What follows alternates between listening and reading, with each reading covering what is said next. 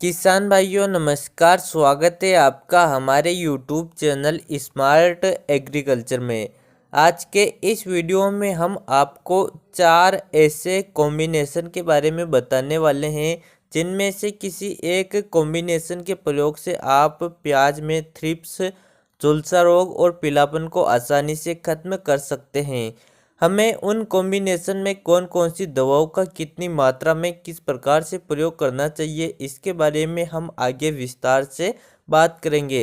तो आप इस वीडियो को अभी से लाइक कर दीजिए। चैनल पर नए हो तो चैनल को सब्सक्राइब करके उसके पास घंटी के निशान को ज़रूर दबा दीजिए। अब हम सबसे पहले थ्रिप्स के बारे में बात करते हैं। तो थ्रिप्स एक प्रकार के रस चूसक कीट होते हैं जो पत्तियों के बीच में छिपे रहते हैं, जैसा कि आपको वीडियो में दिखाई दे रहे हैं। थ्रिप्स पत्तियों का रस चूसते हैं जिससे फंगस लग जाती है और फिर धीरे धीरे पौधे में पीलापन शुरू हो जाता है। थ्रिप्स को ख़त्म करने के लिए हमें प्रिवेंटिव स्प्रे करने की ज़रूरत होती है, क्योंकि अगर थ्रिप्स का हेवी अटैक हो जाता है तो फिर हमें महंगी दवाओं का प्रयोग करना पड़ता है। थ्रिप्स को कंट्रोल करने के लिए हमें इंसेक्टिसाइड का प्रयोग करना चाहिए। इसके बारे में हम आपको आगे कॉम्बिनेशन बताने वाले हैं। अब बात करते हैं झुलसा रोग के बारे में। तो झुलसा रोग स्टेमफिलियम बेसिकेरियम नामक कवक से फैलता है और इसे ब्लाइट के नाम से जाना जाता है। इस रोग में प्याज की पत्तियां झुलसी हुई नजर आती हैं और पत्तियां पीली पड़कर नीचे की तरफ लटक जाती हैं। झुलसा रोग को कंट्रोल करने के लिए हमें फंगीसाइड का प्रयोग करना चाहिए। इसके बारे में भी हम आपको आगे कॉम्बिनेशन बताने वाले हैं। अब बात करते हैं पीलापन की।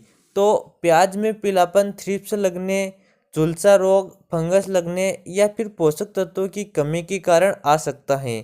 अगर थ्रिप्स और फंगस का हम स्प्रे करते हैं तो उसके साथ हमें किसी टॉनिक का प्रयोग करना चाहिए या फिर एनपीके घुलनशील खादों का प्रयोग करना चाहिए, जिससे पत्तियों में हरापन बना रहेगा।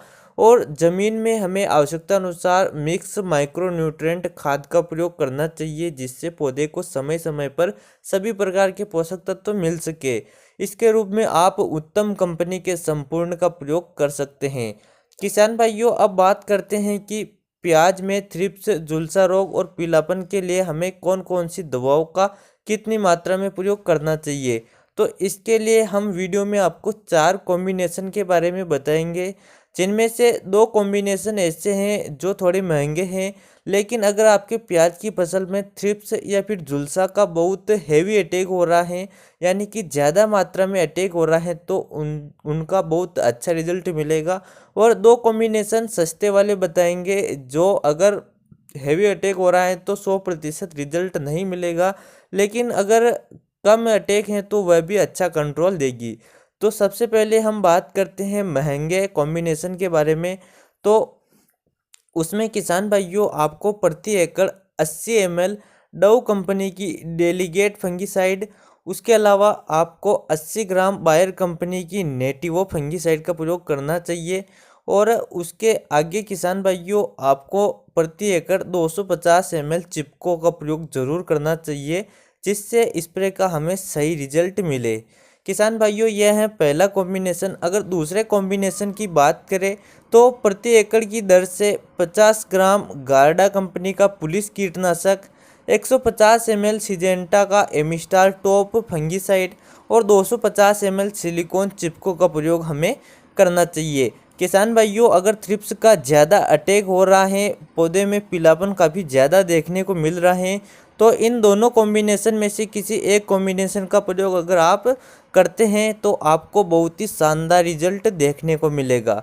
अब बात करते हैं किसान भाइयों की थ्रिप्स का कम अटैक है, पौधे में पीलापन कम है, लेकिन उसके लिए स्प्रे करने की आवश्यकता है। तो अब हम आपको कुछ सस्ते कीटनाशक और सस्ते कॉम्बिनेशन के बारे में बताने वाले हैं। इनमें से पहला कॉम्बिनेशन है प्रति एकड़ की दर से 250 ml सिजेंटा कंपनी का पॉलीट्रीन कीटनाशक, उसके साथ 250 ml सिजेंटा कंपनी का कराटे कीटनाशक और 250 ग्राम टाटा की ताकत फंगीसाइड, उसके साथ 250 ml सिलिकॉन चिपको का प्रयोग करें। किसान भाइयों, यह कॉम्बिनेशन भी काफ़ी अच्छा है। अगर थ्रिप्स का कम अटैक है तो यह काफ़ी शानदार रिजल्ट आपको देने वाला है। इसके आगे दूसरे कॉम्बिनेशन की बात करें तो प्रति एकड़ की दर से 300 ml सिजेंटा क्यूराक्रोन का प्रयोग करना है। 250 ग्राम रोको फंगीसाइड, 250 ml सिलिकॉन चिपको का प्रयोग आपको करना है। किसान भाइयों, यह मैंने आपको सस्ते और महंगे दोनों प्रकार के कॉम्बिनेशन बता दिए हैं। आप अपने पौधे की स्थिति के हिसाब से प्रयोग कर सकते हैं। किसान भाइयों, उसके अलावा जो पौधे में टॉनिक या फिर एनपीके खाद की बात करें तो पौधे की स्थिति के हिसाब से आप इन कॉम्बिनेशन के साथ टॉनिक या फिर एनपीके घुलनशील खाद का प्रयोग कर सकते हैं। जैसे कि प्याज की फसल में अगर 30 से 40 दिन की फसल है तो एनपीके 19-19-19 मिक्स कर सकते हैं। अगर कंद वाली अवस्था में है तो BSF leucine plant growth regulator या फिर गार्डा चमत्कार को भी आप इनके साथ मिक्स करके स्प्रे कर सकते हैं। उसके अलावा किसान भाइयों, आप चाहे तो इन कॉम्बिनेशन के साथ ह्यूमिक एसिड का प्रयोग भी कर सकते हैं या फिर मिक्स माइक्रोन्यूट्रेंट आजकल लिक्विड फॉर्म में आ रहे हैं तो उनका प्रयोग भी आप कर सकते हैं। तो किसान भाइयों, यह था हमारा वीडियो। इसमें हमने आपको 4 ऐसे कॉम्बिनेशन के बारे में बताया जिनमें से 2 महंगे थे, 2 सस्ते थे, लेकिन चारों का रिजल्ट काफ़ी अच्छा है। तो इस वीडियो के बारे में आपकी क्या राय है, आप कमेंट करके ज़रूर बताइए। और हमें अगला वीडियो किस टॉपिक पर बनाना चाहिए इसके बारे में भी आप कमेंट करके जवाब ज़रूर दीजिएगा। किसान भाइयों, चलिए मिलते हैं अगले वीडियो में। जय जवान जय किसान।